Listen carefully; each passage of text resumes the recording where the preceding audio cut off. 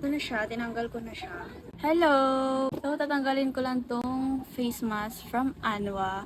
And actually, I have here a whole box of skincare from Anwa. And papakita ko sa inyo yung ginamit ko. Karen! Diba? Ayan yung gamit ko. Tapos, itatry ko din tong, itatry ko rin tong dalawa na to. Sa kanila din to galing.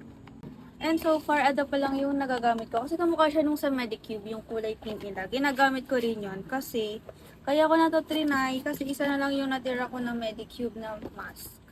Wala na akong ginagamit. Kaya, di ko na siya ubusin. Gagamitin ko siya bago yung photoshoot ko sa graduation. Tanggalin na natin.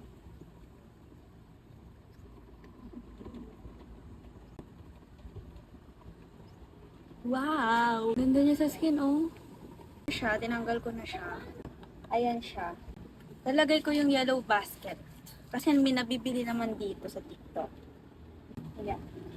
So, madami pa akong products ng Anwa dito. Actually, 3 box nga to.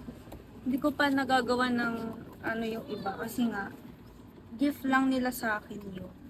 And lately ko na lang nalaman na may pimple patch na rin sila.